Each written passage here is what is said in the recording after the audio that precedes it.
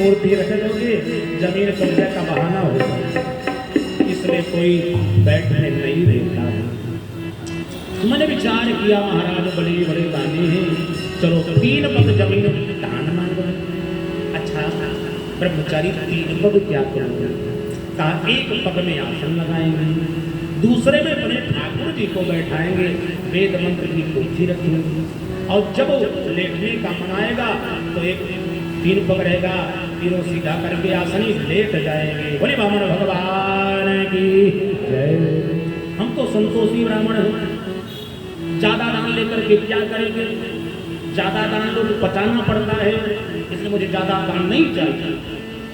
इधर वामन भगवान और राजा बलि का संवाद हो रहा था। वो कहते थे कि ज्यादा दान नहीं चाहिए, राजा बलि कहता इतना दान देने से हमारा अपमान तो ही नहीं हो जाएगी। संवाद चल रहा था, यज्ञशाला में शुक्राचार्य जी खड़े हो गए। अरे कौन ब्रह्मचारी पहुंच गया? कहता इससे ज्यादा दान नहीं मिलेंगे। राजा कहते इतने दिन में हमारा अपमान हो जाएगा। कौन इतना संतोषी ब्राह्मण को देखता हूँ, नहीं तो आज कलयुग के ब्राह्मण जजमान का पा जाए तो घर ही लिखा दे। दान की तो बात ही जाने। शुक्राचार्य जी खड़े हुए यज्ञशाला से, जैसे तिरछे देखा और देखते ही वामन भगवान को दौड़ पड़े, राजा बलि के पास पहुंच के महाराज सावधान। राजा बलि ने कहा गुरुदेव कोई घटना होने वाली? शुक्राचार्य ने कहा घटना होने वाली नहीं, घटना हो गई है। बोले कौन घटना हो? शुक्राचार्य ने कहा महाराज सावधान देखो ना, जो सामने खड़े हैं कौन है? कहा वही रोचन साक्षात भगवान विष्णुराव्यया। अरे वो साक्षात सामने खड़े ना, जानते कौन है? राजा बलि ने हाथ जोड़ दिया, गुरुदेव हम नहीं जानते। हम तो जानते हैं ब्रह्मचारी भिक्षुक ब्राह्मण है। तब शुक्राचार्य ने हंस दिया, अभी तुम नहीं जान पाए, हमने देख लिया कौन है। का ये सब रोचन साक्षात भगवान विष्णुराव्यया आदितेर जाता देवानाम काय साधका। ये वही छलिया है, बहुरूपिया भगवान श्री विष्णु है। देखने में छोटा लगता है, अरे जब नापने का समय आएगा तब देखना। इसलिए अभी मना कर दे, कुछ नहीं दिया, कुछ नहीं बिगड़ा है। जैसे इतना कहा, राजा बलि ने कहा गुरुदेव मैंने हाँ कर दिया, अब कैसे मना कर? जवान दे करके हम कैसे मना कर दें? हमारे पूर्वजों की कीर्ति लहरा रही है। हमारी बाबा प्रहलाद, पिता विरोचन इतने बड़े दानवीर, उनके कुल में हम हाँ करके ना कैसे? अपने कुल में हम दाग नहीं लगाना चाहते, इसलिए गुरुदेव अब हम ना नहीं कह सकते।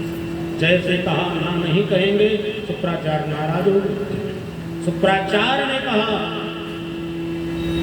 चेला होकर के बकवास करता है, जवान लड़ाता है, इसलिए हम तुम्हें श्राप देते हैं, अचरात भ्रष्टते श्रियम, जातु श्रीहीन हो जाता। राजा बलि ने हाथ जोड़ दिया, गुरुदेव आपका श्राप सिरोधार्य है, लेकिन हम मना नहीं कर सकते। वामन भगवान खड़े हो गए, धन्य हो भैया, मैंने पहले ही मना कर दिया था, मुझे दान कुछ भी नहीं चाहिए। हम चले। जैसे वामन भगवान चले, बलि ने दौड़ के हाथ, अरे महाराज आप तो अपना दान लेते जाओ। 3 लोग राजा से 3 पग भूमि, वो भी भैया आप गुरु चेला लड़ रहे हो ना। बलि ने कहा देखो महाराज, गुरु चेला की लड़ाई चलती रहती है। चेला प्रसन्न हो जाए, स्तुति करेंगे, माला पहनाएंगे, नाराज हो जाए तो कुछ भी बोल देंगे, ये तो हमारा चलता रहेगा, आप अपना काम लो। फिर वामन भगवान आके बैठ गए। अच्छा दान देना है तो पहले संकल्प करना पड़ेगा। बलि ने कहा सुनो महाराज, आप 52 अंकुल के हो, 1 बित्ता का पैर है ना, इसलिए जब नापोगे तो 3 ही बित्ता जमीन कैसे आसन लगाओगे? इसलिए हमारा मन कहता है महाराज हम किसी लंबे व्यक्ति को बुलवा लें जिसकी लंबी टांग हो, अब उसी से नपवा दें। भगवान ने हंस दिया। भगवान ने कहा सुनो भैया बलि, कहा पदानि त्रीणि दैत्येन्द्र और सम्मितानि पदाम मम, मैं अपने पग से नदी भूमि का दान दूंगा, दूसरे से नहीं दे सकता। राजा बलि हंसने लगे, चलो महाराज आपकी जिद है ना, आप ही ना। राजा बलि ने कहा महाराज आप जल्दी संकल्प करें। जब संकल्प का नंबर आया, भाई संकल्प में आप लोग सब जानते, पान पत्रोपरि, पान का पत्ता हो ना, पत्ता हो तो वैसे अच्छा फूल हो, द्रव्य हो, रुपया पैसा हो, जल हो, सुपारी, ये सब रखना चाहिए। जब सब चीज ले लिया, जल गिराने का नंबर आया, बिना जल के संकल्प पूरा नहीं होता। जब जल गिराने का नंबर आया तब शुक्राचार्य घबरा। अभी जैसे जल गिर जाएगा, पानी गिर जाएगा ना, तो हमारे करे धरे पर पानी गिर जाएगा। मैंने कैसे कैसे यज्ञ करा करके इसको तीनों लोग का राजा बनवाया है, और जैसे संकल्प हो जाएगा तीनों लोग चला जाएगा, फिर वैसे दरिद्र हो जाएगा। इसलिए हम जल गिरने नहीं देंगे, तो संकल्प कैसे? बस अपने जजमान के हित के कारण से शुक्राचार्य जी कलश के छिद्र में जाके बैठ गए। कलशा उठाया, जल डालने के लिए पहले भाई जड़ुआ होता था, टोटीदार कलशा होता, उसी कलश के छिद्र में जा करके शुक्राचार्य जी बैठ गए। अब राजा बलि जल गिराते हैं, संकल्प प्रारंभ हो गया। हरि ओम विष्णु विष्णु विष्णु हो, मंत्र पढ़ा जा रहा है लेकिन जल ही नहीं गिर रहा है। राजा बलि ने कहा ब्रह्मचारी भी जल नहीं गिर रहा है। भगवान ने जैसे तिरछे देखा, भगवान ने हंस दिया, समझ गए राजन बहुत दिन बीत गया, तुम्हारे कलशा में जंग लग गया है, लाओ हम इसकी सफाई कर देते। भगवान ने पहली कुशा उठाई, नोकदार, जिस क्षेत्र में शुक्राचार्य जी बैठे थे कि जल नहीं गिरने देंगे, पहली कुशा उठाया, खींच करके उसी क्षेत्र में मारा, जैसे मारा और वो पहली कुशा जा करके शुक्राचार्य जी के आंख में लगा। आंख में लगते ही एक आंख फूट गई। बोले शंकर भगवान की जय। जैसे आंख फूटी, उछल करके शुक्राचार्य दूर गिरे। क्यों कूद गए कि कहीं बाबा भगवान दोहरिया ना दे, तो दोनों आंख गोविंदाय नमो नमः, दूर गिरे और वहीं से बड़बड़ाना शुरू कर दिया। नाहक में कोई दान ले रहा है, कोई दे रहा है, हमने नाहक में अपनी आंख फोड़वा दिया। भगवान बाबा ने कहा तुम जैसों की यही दशा होगी, जो दान पुण्य में धर्म कर्म में शुक्राचार्य बनते हैं उनकी यही दशा होती है। अब तो शुक्राचार्य ने हाथ जोड़ लिया, हे प्रभु ये बताओ आपने हमारी अक्रियां क्यों फोड़ी? अरे आप चाहते तो दोनों गोविंदाय नमो नमः। तब भगवान ने कहा दिया शुक्राचार्य से, हर व्यक्ति के पास दो नेत्र होते हैं। कौन नेत्र है? ज्ञान विराग नयन और गारी। हर व्यक्ति के पास दो नेत्र हैं, ज्ञान के नेत्र और वैराग्य के नेत्र। इसलिए शुक्राचार्य तुम्हारे दो नेत्रों में एक नेत्र तो बिल्कुल सही है। कौन? ज्ञान का नेत्र। हम ब्रह्मचारी बन के आए लेकिन तुमने चिन्ह लिया कि ये साक्षात भगवान नारायण, इसलिए ज्ञान वाला नेत्र तो बिल्कुल ठीक था। हम ब्रह्मचारी बन गया तो भी चिन्ह लिया, लेकिन ये जो वैराग्य वाला नेत्र था, इस नेत्र में मोह का मोतिया बिंद हो गया। बोले कैसा मोह कि आज हमारे जजमान का सब चला जाएगा, दान में चला जाएगा। इसलिए जजमान के प्रति जो मोह था वही मोतिया बिंद बने। इसलिए जब नेत्र में मोतिया बिंद हो जाए तो उसका एक ही उपाय है, ऑपरेशन। और मैंने तुम्हारे नेत्र का ऑपरेशन कर दिया है। जैसे इतना कहा, शुक्राचार्य सिर को नीचे कर लिया और राजा बलि ने कहा गुरुदेव जल्दी संकल्प पढ़ा जाए। हमारे गुरुदेव बड़े समर्थवान हैं। अब संकल्प पढ़ना प्रारंभ किया। जैसे विधान से संकल्प पूर्ण हो गया, बोले वामन भगवान की जय। देवता फूल बरसाने लगे, संकल्प पूर्ण हुआ। भगवान ने कहा बलि मुझे प्रणाम करो, अब हम नापना प्रारंभ करेंगे। अब बलि ने प्रणाम किया और वामन भगवान 3 पग नापना प्रारंभ किए। धन्य हो नारायण, धन्य है बलि की भाग्य। देखो दाहिना पैर ऊपर को उठाया नापने के लिए, ये तो 3 लोग के राजा थे ना। जैसे ऊपर उठाया, भो हुआ स्वा महाजना तपः सत्यम ब्रह्मांड का भेदन करके पैर ऊपर चला गया। ब्रह्मांड कटा में छिद्र, वहां से धारा प्रकट हुई। ब्रह्मा जी ने अंगूठा को धो करके रख लिया, वही गंगा जी प्रकट हो गई। बोले गंगा मैया की जय। वही गंगा की धारा गंधमादन पर्वत पर गिरी तो 4 धाराएं हुई, चक्षु, अलकनंदा, भद्दा और सीता। जो अलकनंदा की धारा भगीरथ के तपस्या से इस धराधाम पर आई, उन्हीं गंगा जी का नाम भागीरथी गंगाड़ा पड़ा। बोले गंगा मैया की जय हो।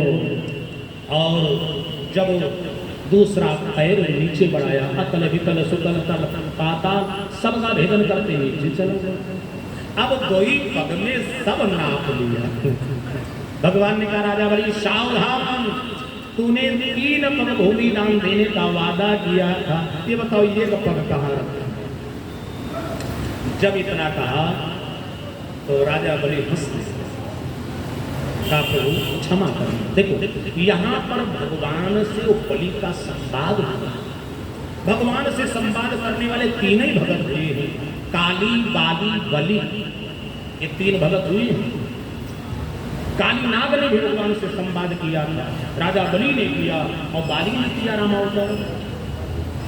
कहा महाराज, बलि ने कहा प्रभु क्षमा करना, भगवान से पूछना चाहता हूँ कि बताओ धन बड़ा होता कि धनवान। भगवान ने कहा धन नहीं बड़ा होता, धनवान बड़ा होता। बलि ने कहा महाराज आपने धन ही तो नापा, और ये धनपति ये बाली अभी बाकी है, इसलिए 3रा पग से मेरा शरीर नाप लो। राजा बलि लेट गए और 3रा पग उठा करके जब भगवान ने बलि के मस्तक पर अपने चरणारविंद को रखा, उसी हर्षा तिरेक में प्रहलाद जी प्रकट हो गए। बोले वामन भगवान की जय। उस समय प्रहलाद ने बहुत स्तुति किया, धन्य हो प्रभु, धन्य हो प्रभु, इतना बड़ा सौभाग्य तो मुझे भी नहीं मिला। आज मेरे पौत्र के मस्तक पर प्रभु का चरणारविंद, इसे कहते हैं सच्ची समर्पण प्रवृत्ति। कि भक्त के मस्तक पर भगवान का 3 पग पूर्ण हुआ। भगवान प्रसन्न हो गए। बलि जो चाहे तो बलिदान वरदान मांग। जब वरदान का नाम आया उस समय बलि ने हंस दिया, मुझे कुछ भी नहीं चाहिए। देखो भाई, भगवान वामन पहुंच गए पत्नी के पास, बगल में खड़ी थी ना, उसकी बिटिया और पत्नी दोनों खड़ी थी, विंध्यावली और रत्नमाला दोनों बगल में थी। देवी आप ही मांग लो। तब राजा बलि की पत्नी ने तो व्यंग कर दिया, क्या कहा? कहा मंगन ते कछु मांगत नाही। जो हमारे दरवाजे में मंगता बन के आए थे, हम भिखारी से नहीं मांगते, चले जाओ। भगवान शर्मा गए सुनकर की बात, भगवान मौन हो गए, कुछ उत्तर नहीं दे पाए। लेकिन जो उनकी पुत्री खड़ी थी उसके मन में क्रोध आ गया। एक बात याद रखना भाई, मंदिर में जाओ, तीर्थ में जाओ, सत्संग में, वहां पर भगवान की शक्ति चलायमान रहती है। हम आपको दिखे ना दिखे, वहां सावधानी बरतना। थोड़ी सी चूक करोगे नरक में चले जाओगे। इधर राजा बलि की पुत्री भगवान वामन को जब देखा, सुंदर घुंघराले बाल दिव्य रूप में, तो मैं मन में कामना किया, अरे इतना सुंदर बालक मुझे मिल जाता दूध पिला देती। लेकिन वही वामन भगवान जब विराट रूप धारण किए, एक पैर आकाश, दूसरा पाताल में चला गया है, विराट रूप धारण किए, 3 पग में सब नाप लिए।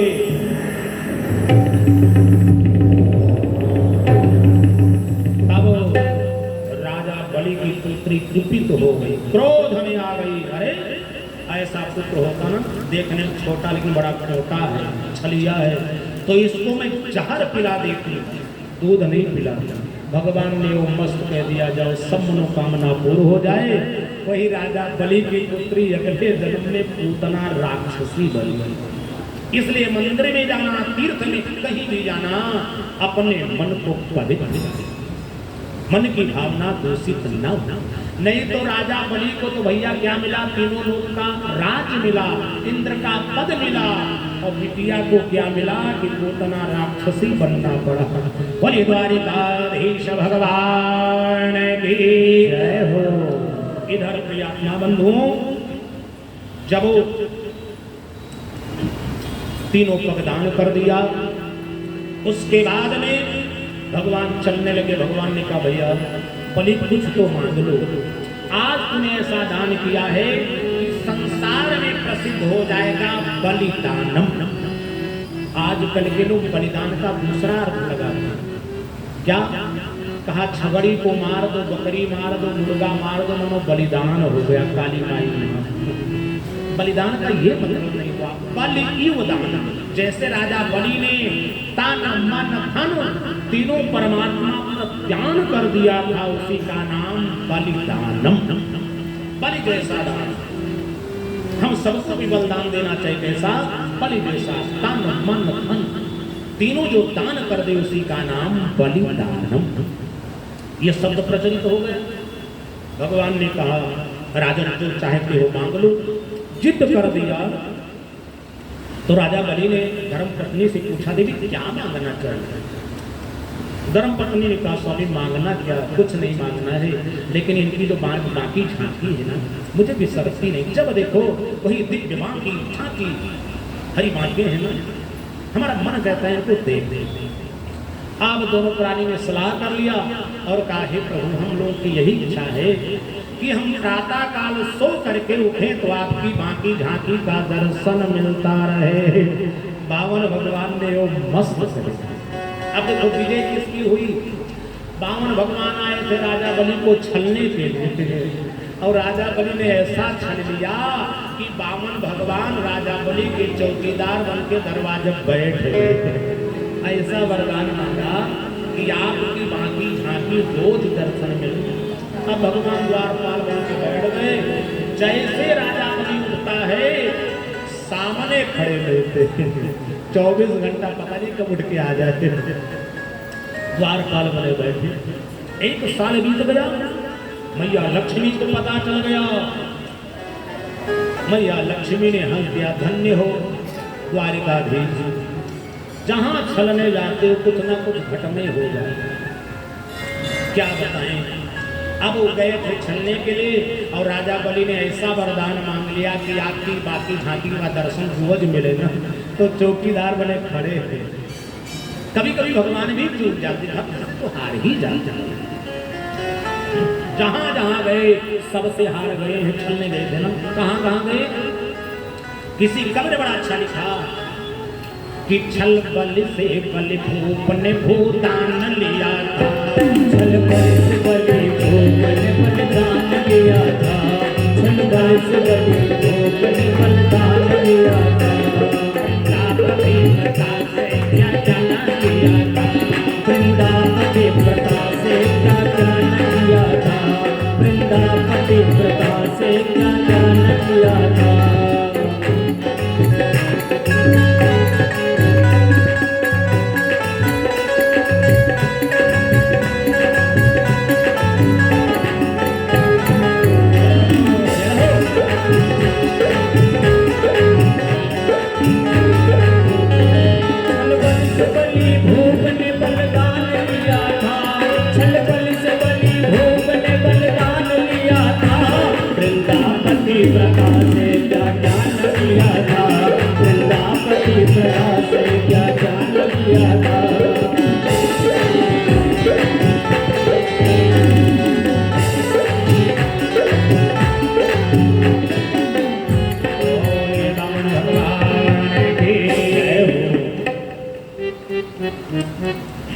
लक्ष्मी ने विचार किया, अब मेरे नाथ द्वारपाल बने बैठे हैं, बैकुंठ कैसे लाऊं?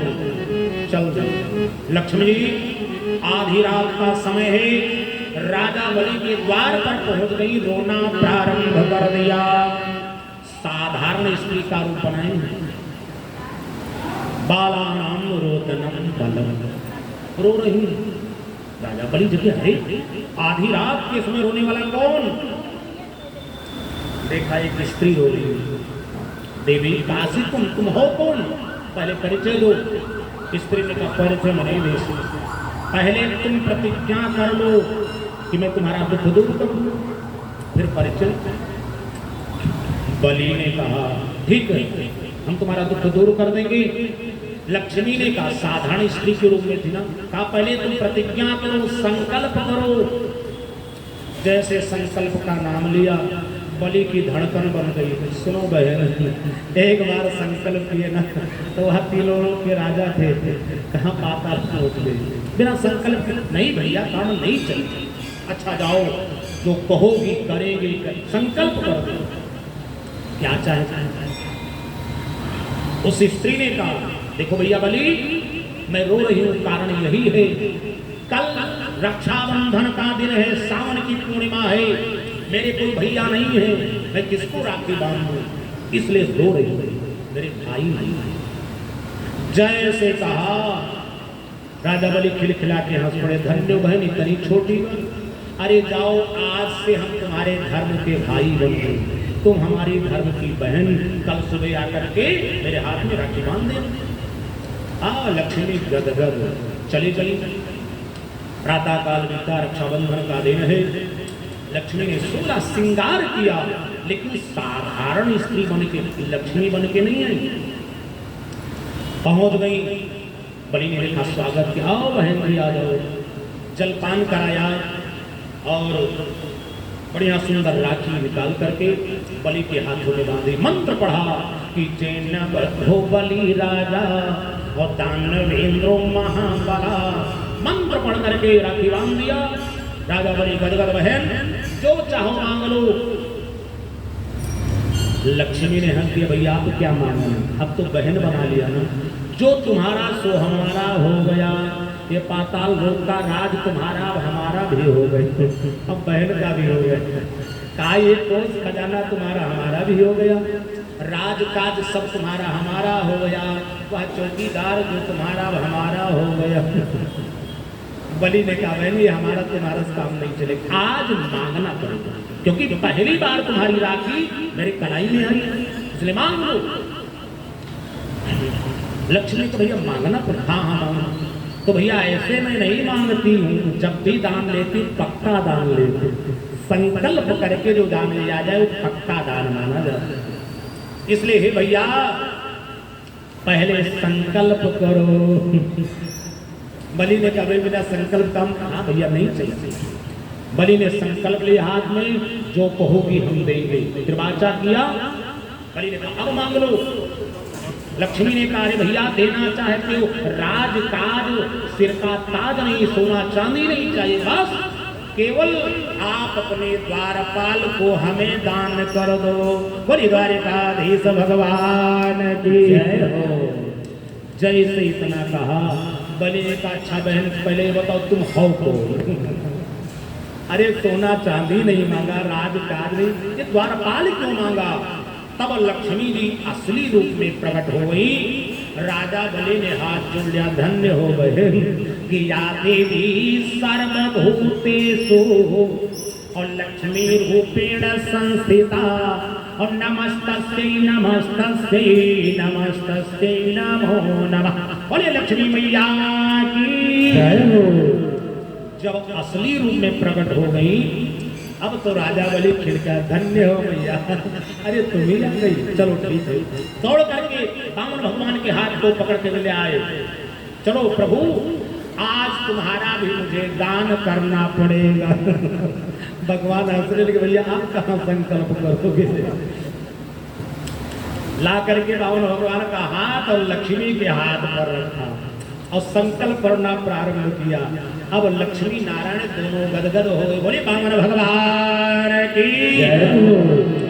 लक्ष्मी ने कहा भैया बलि आज हमने तुमको ठग लिया। जब कहा राजा बड़ी गदगद हुए, बहन तुमने नहीं ठगा। सुनो बहन, संसार में हर व्यक्ति दो ही जगह मांगने जाता है, लक्ष्मी के मंदिर में या नारायण के मंदिर में। हर व्यक्ति दो जगह मांगने जाता है, चाहे लक्ष्मी के यहाँ चाहे नारायण के। और लक्ष्मी नारायण आज हमारे दरवाजे के भिखारी बन के आए थे। अरे नारायण ने मांगा, ये त्रिलोकीनाथ है, तो त्रिलोकीनाथ को मैंने तीनों लोक का दान दिया है। और हे लक्ष्मी, जब तुम मांगने आई तो त्रिलोकीनाथ भगवान का दान मैंने तुमको दे दिया। बड़ी द्वारिकाधीश भगवान की। अब तो सुन करके लक्ष्मी नारायण गदगद। लक्ष्मी ने कहा, वारे भैया, संसार में भाई हो तुम जैसा भाई हो। इस प्रकार से गदगद हो गई भगवान। और उस समय लक्ष्मी नारायण ने कहा, भैया बड़ी अब जो चाहो मांग लो। राजा बलि ने कहा, अब क्या मांगना, तो बहन मानोई भी बन गए, तो अब कुछ भी मांगना नहीं है। भगवान ने कहा, जाओ भक्तराज, संसार में हजारों भक्त हैं, लेकिन तुम जैसा दानी कोई पैदा नहीं हुआ, इसलिए हम वरदान देते हैं बेटा, अगले मनवंतर में तुम्हें इंद्र का पद मिलेगा। और तब तक हम तीनों देवता, ब्रह्म विष्णु महेश्वर, तीनों देवता आकर के 3-3 महीना तुम्हारी रक्षा करते रहेंगे। बोले वामन भगवान की, बोले द्वारिकाधीश भगवान की। अब हमारे वामन भगवान आ रहे हैं। वामन भगवान की झांकी निकल रही है। वामन भगवान का दर्शन करना। वामन भगवान आ रहे हैं, कितना सुंदर गजब रूप है भाई। छोटे छोटा पौवा, छोटे करौवा, घुंघराले बाल, वामन जी पधार रहे हैं। बोले वामन भगवान की। अरे आज हरे बलि घर मांगन आए, हो मांगन आए, आज हरि बलि घर मांगन आए, आज हरि बलि घर मांगन आए, मांगन आए, मांगन आए।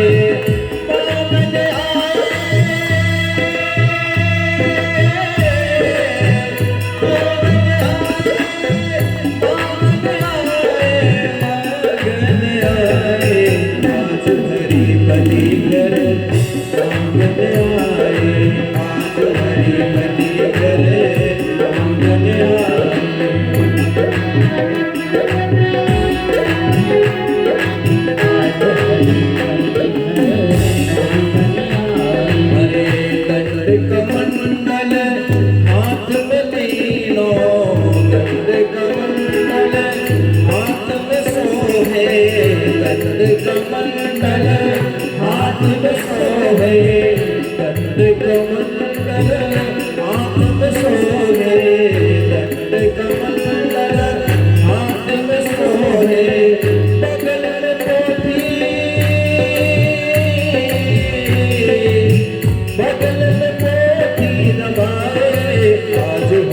बलि घर